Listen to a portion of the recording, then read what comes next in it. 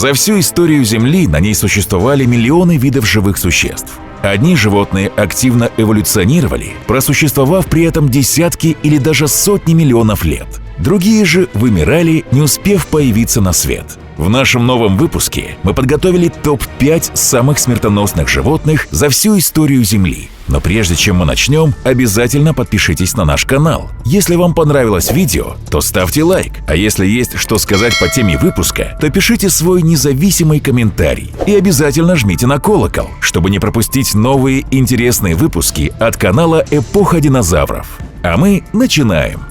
Пятую строчку нашего топа занимает смелодон.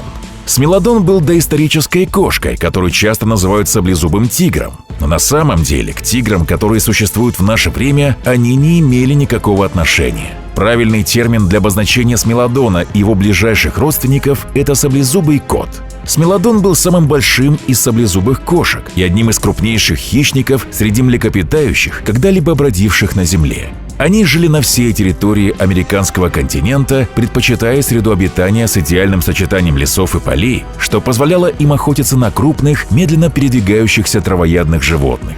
Вполне вероятно, что он охотился группами, возможно, живя прайдами, как африканские львы. По данным палеонтологов, существуют неопровержимые данные о том, что пожилых или раненых представителей этого семейства поддерживали другие члены группы, несмотря на их неспособность охотиться.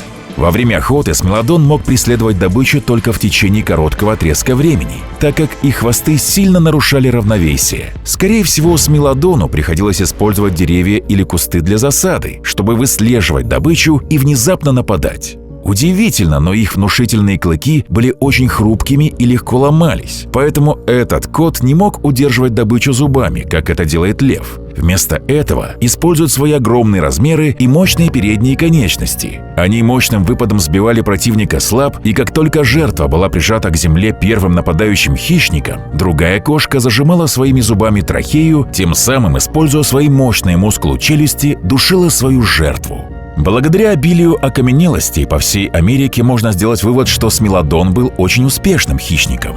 До сих пор его исчезновение остается загадкой. Есть предположение, что его исчезновение было связано с вымиранием крупных травоядных животных вскоре после того, как люди колонизировали Америку примерно 13 тысяч лет тому назад. Чтобы описать четвертого, самого смертоносного хищника всех времен, нам нужно отправиться далеко-далеко в прошлое Земли, в Кембрийскую эпоху, примерно на 500 миллионов лет назад. Наш мир в то время был совсем неузнаваемым. Вся Земля была покрыта скалами, тем самым очень похожая на Марс. Но в те времена океаны уже изобиловали жизнью. В течение многих миллионов лет эволюция продвигалась очень медленно. Большинство животных, существовавших до этого момента, были примитивными существами, которые просто плыли по течению жизни. Именно в это время жизнь на Земле начала развиваться в совершенно новом направлении. Появились первые хищники, а самым большим и смертоносным было странное беспозвоночное существо Аномалакарис. В то время это было самое большое животное на планете. Его длина составляла около 2 метров. У него было гибкое сегментированное тело, большие глаза и круглый рот, имеющие острые, как бритва, пластины. Аномалакарис был совершенно не похож ни на одно существующее сегодня животное, его уникальные черты, к сожалению, исчезли вместе с ним. Вполне возможно, что Аномалакарис жили небольшими косяками, путешествуя по тропическим прибрежным водам в поисках добычи. Аномалакарис был способен есть что угодно, но больше всего он предпочитал знаменитых трилобитов, которых в то время было огромное количество видов. Однако трилобиты не были легкой добычей, поскольку их твердые панцири обеспечивали им серьезную защиту. Чтобы справиться с этим, Аномалакарис использовал свои загнутые передние конечности, чтобы схватить и удержать свою добычу в момент охоты. Окаменелости Аномалакарис были найдены в Канаде, Китае и Австралии. Первоначально ученые были сбиты с толку относительно того, как именно выглядело это существо, и первоначально считалось, что найденные окаменелости принадлежат 2 разным видам животных, и лишь в 1980-х годах ученые осознали, что окаменелости на самом деле являются частью одного большого животного. На третьем месте у нас тираннозавр Рекс, самый популярный и известный среди всех динозавров. Это было массивное двуногое существо с мощным хвостом, огромной головой и крошечными передними лапами. Тираннозавр обитал на сухих и открытых равнинах Северной Америки в меловой период, где он постоянно бродил в поисках добычи. Основным рационом питания у него были другие крупные динозавры. Считается, что T-Rex обладал исключительным обонянием, которое он, возможно, использовал как для охоты, так и для поиска падалей, которой, возможно, питался. Основным оружием тираннозавра была его огромная пасть с зазубренными зубами и сильнейшим укусом. Его челюсти в длину были более 1 метра. Изогнутые и зазубренные зубы тираннозавра часто были размером с человеческую ладонь и использовались для атаки на жертву в момент охоты. Из-за строения челюсти T-Rex был не способен пережевывать пищу, поэтому он отрывал куски плоти жертвы, проглатывая ее целиком. По некоторым данным, он мог проглотить до 350 килограмм мяса за один прием пищи. Такое кормление означало, что тираннозавр постоянно находился в опасности погибнуть от удушья. И в подтверждении этой теории была найдена окаменелость T-Rex, застрявшими в горле 2 костями. Еще одной загадочной физиологической особенностью тираннозавра были его 2 крошечные короткие передние лапы с 2 пальцами. Для чего они использовались? Ведь они были слишком короткими, чтобы дотянуться до его пасти, и слишком слабыми, чтобы обеспечить какие-либо средства защиты или охоты. Есть теория, что они могли быть использованы как часть брачного ритуала. В течение долгого времени тираннозавр остается самым известным динозавром, фигурируя в качестве главного героя в бесчисленных книгах, фильмах и телепрограммах. Его знакомая и легко узнаваемая форма делает его одним из символов палеонтологии, и многие ученые считают его самой важной окаменелостью всех времен. Еще одним удивительным фактом эпохи динозавров было то, что могущественный хищник, занимающий 2-ю строчку нашего топа, не был динозавром. Лиоплевродон. Он был морской рептилией, причем огромных размеров, достигая 25 метров в длину. Несмотря на свой размер, он мог бесшумно скользить по теплым тропическим мелководным морям позднеюрского периода. В воде он передвигался, поочередно взмахивая гигантскими ластами.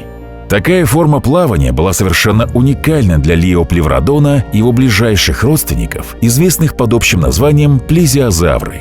Череп Лиоплевродона был огромен, составляя почти половину его общей длины. Он крепился к телу через сравнительно короткую шею. В длинных челюстях находились ряды острых, как иглы, зубов, способных убить любое другое морское животное того времени. И череп, и челюстные кости были укреплены таким образом, что позволяло им выдерживать мощную силу укуса его челюстей.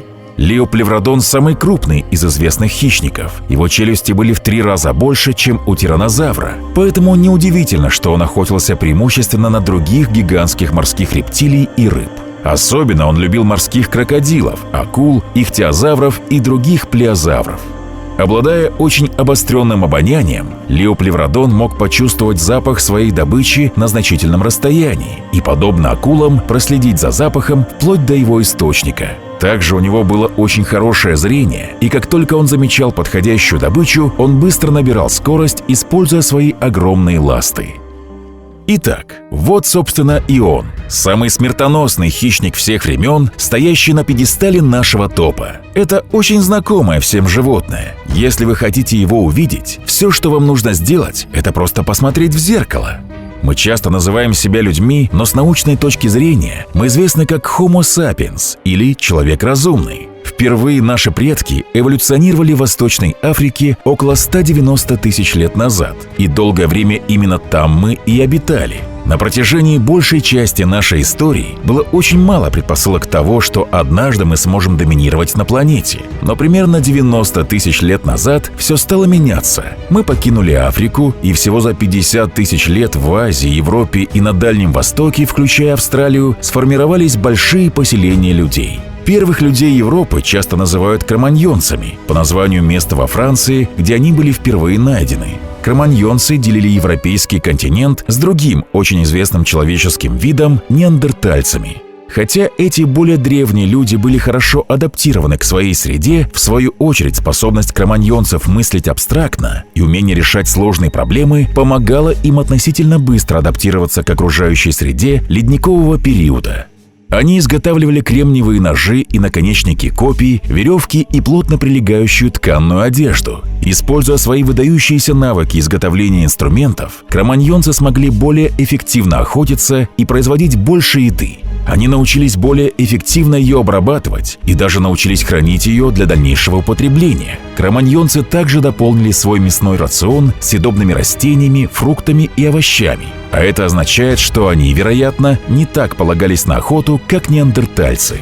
На протяжении большей части своей истории Homo sapiens делили мир с другими людьми, но 28 тысяч лет назад неандертальцы и некоторые другие предки человека вымерли. Изобретательность того же Homo sapiens позволила им пережить ледниковый период, колонизировать большую часть земного шара и открыть новые способы совместной жизни благодаря силе изобретений. Изобретение сельского хозяйства на Ближнем Востоке 11 тысяч лет назад изменило наш вид и направило нас на путь к миру, в котором мы живем сегодня, миру постоянных технологических изменений. Необычайная изобретательность Homo sapiens позволила нам эффективно выйти за пределы естественного порядка. Мы сами начали производить пищу путем земледелия, что позволило популяции расти в геометрической прогрессии. Этот процесс ускорился за тысячелетия, и сейчас человеческое присутствие на планете составляет 7,5 миллиардов человек.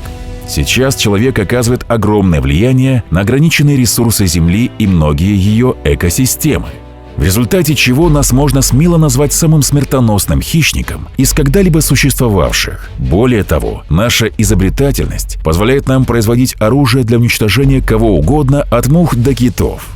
Мы даже пытаемся уничтожить определенные вредные бактерии и вирусы, используя различные формы медицины. Но самое страшное то, что из-за военных конфликтов и преступности мы убиваем представителей нашего же вида. Ежегодно от наших рук гибнет не менее 500 000 человек. Но это уже совсем другая история. Спасибо, что посмотрели этот выпуск до конца. Теперь вы знаете немного больше про историю животного мира нашей планеты. Если вам нравятся темы нашего канала, то обязательно подписывайтесь и жмите на колокольчик, который своевременно уведомит вас о выходе новых интересных выпусков от канала «Эпоха динозавров».